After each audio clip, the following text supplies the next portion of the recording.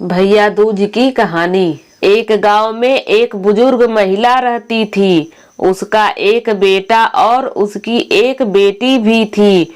बुजुर्ग महिला ने अपनी बेटी की शादी कर दी थी। एक दिन जब भाई दूज का त्योहार आया, तभी उस बुजुर्ग महिला के बेटे ने कहा कि माँ, मैं अपनी बहन के घर टीका कराने के लिए जा रहा हूँ। जिसके बाद उसकी माँ ने कहा, बेटा, हम लोग बहुत गरीब लोग हैं, तुम टीका करवाने के बाद अपनी बहन को क्या दोगे? लेकिन उस बुजुर्ग महिला के बेटे ने जिद करके अपनी बहन के घर जाने के लिए अपनी बूढ़ी माँ को मना लिया। फिर वह भाई अपनी माँ की आज्ञा लेकर अपनी बहन के घर निकल पड़ा। जैसे ही वह थोड़ी दूर पहुँचता है, तब उसको रास्ते में एक बहुत ही गहरी नदी मिली और वह उससे कहने लगी कि मैं तुम्हें अपनी पानी में डुबोकर मार दूंगी, क्योंकि मैं तुम्हारा काल हूँ।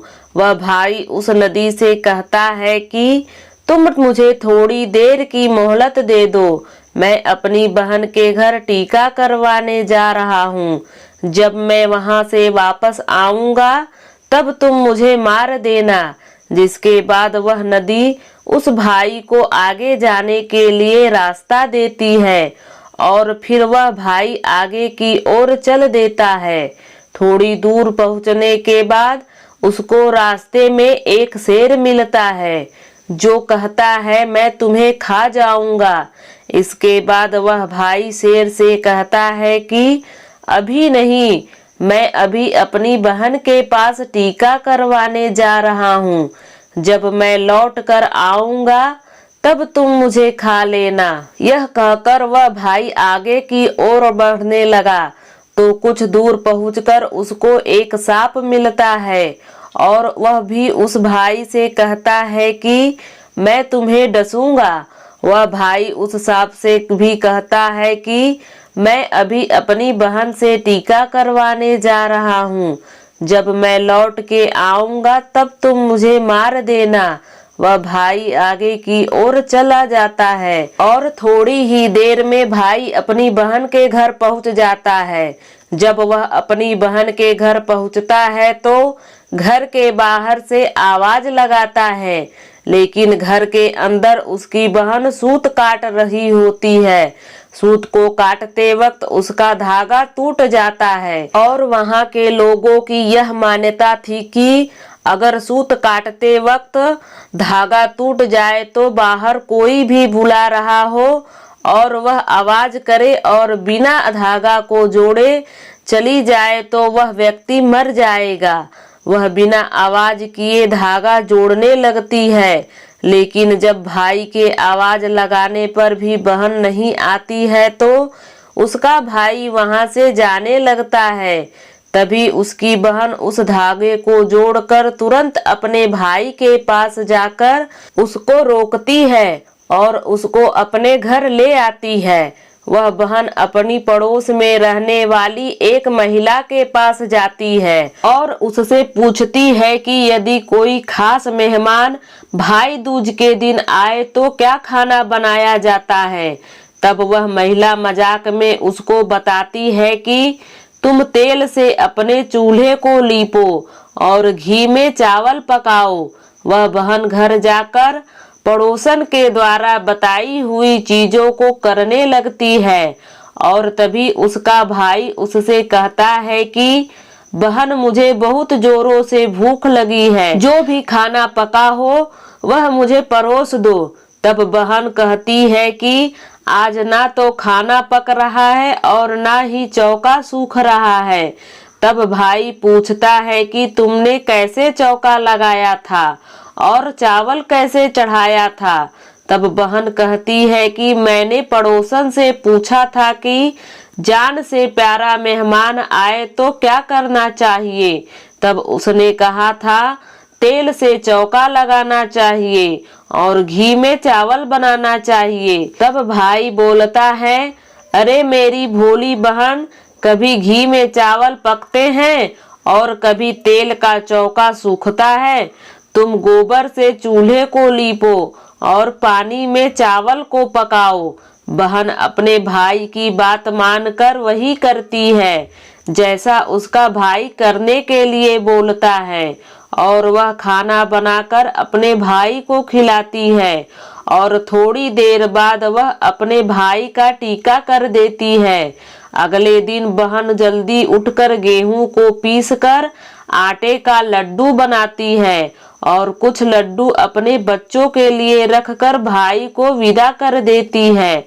सुबह जब बच्चे उठते हैं और माँ से खाने के लिए कुछ मांगते हैं तो माँ वही लड्डू देती है। वह देखती है कि वह लड्डू तो हरे रंग के हो गए हैं। फिर वह चक्की में देखती है तो चक्की में पीसकर मरा हुआ सांप था। वह बच्चों को लड्डू खाने से मना कर अपने भाई के पीछे दौड़कर भागती है। रास्ते में कुछ दूर चलने के बाद उसका भाई उसको मिल जाता है। वह अपने भाई से पूछती है कि भाई तूने लड्डू तो नहीं खाए? उसका भाई कहता है नहीं, और वह अपने भाई को सारी बात बता देती है। लेकिन तभी उसका भाई कहता है कि तुमने मेरी जान आज तो बचा ली है, लेकिन तुम मेरी जान कब तक बचाओगी? और वह अपनी बहन को अपने साथ हुए रास्ते में सभी घटना के बारे में बता देता है। तब उसकी बहन उसके साथ जाने के लिए कहती है। उसका भाई अपनी बहन को साथ आने के लिए मना करता है, लेकिन बहन जिद करके अपने भाई के साथ जाने लगती है। कुछ दूर चलने के बाद जब बहन को प्यास लगती है तो वह अपने भाई से कहती है कि भाई मुझे पानी पीना है, बहुत जोरों से प्यास लगी है। उसका भाई कहता है कि यहीं पास में एक तालाब है, रुको मैं उस तालाब से तुम्हारे लिए जल ले आता हूँ। वह अपने भाई को तालाब के पास नहीं आने देती है और स्वयं ही अकेले तालाब के पास जाती है। जब वह तालाब के पास पहुँचती है तब उसको एक बुजुर्ग महिला मिलती है। बुजुर्ग महिला को तालाब के पास देख उसकी बहन उससे पूछती है कि आप कौन हैं? तब वह बुजुर्ग महिला बताती है कि मैं हूँ, किसी के भाई का इंतजार कर रही हूँ। उसकी बहन ने एक सांप को मारा है जिसके लिए मैं उसका काल बनकर बैठी हूँ। तब वह बहन उस बुजुर्ग महिला से अपने भाई की जान बचाने के लिए पूछती है और तभी वह बुजुर्ग महिला उससे कहती है कि तुम अपने भाई को खूब गालियां दो और जब तक उसकी शादी ना हो जाए तुम उसकी सारी घाट टाल दो तो तुम्हारे भाई की जान बच सकती है।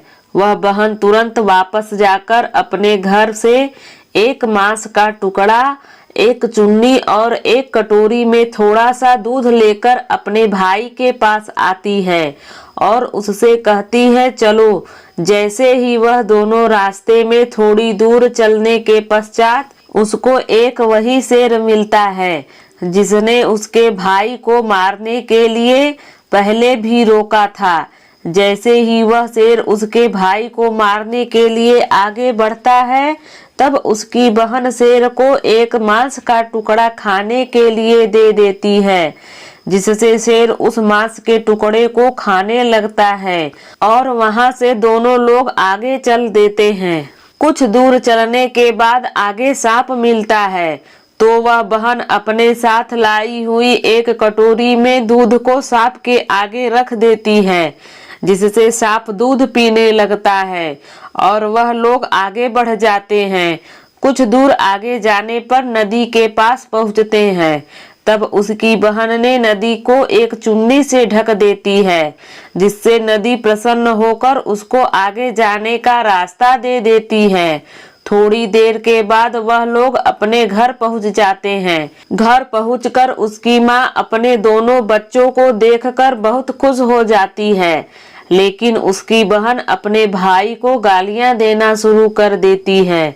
यह देखकर माँ बेटे दोनों बहुत आश्चर्यचकित हो जाते हैं। थोड़े दिन गुजरने के बाद जब वह बूढ़ी माँ अपने बेटे का विवाह करने लगती है, विवाह के लिए जब निकासी की बारी आती है तब उसकी बहन कहती है, पहले मेरी निकासी करो और मेरे भाई को आगे के रास्ते से नहीं पीछे के रास्ते से लेकर जाओ।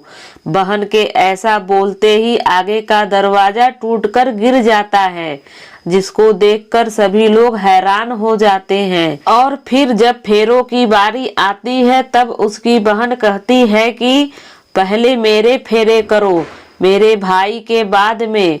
और ऐसा बोलते ही वहां पर आग लग जाती है, जिससे वह आग को बुझा देती है। और फिर जब रात की बारी आती है तब उसकी बहन कहती है, मैं इन लोगों के साथ में सोऊंगी। सभी लोग बीच में एक पर्दा डालकर उसकी बहन को भी अंदर जाने देते हैं।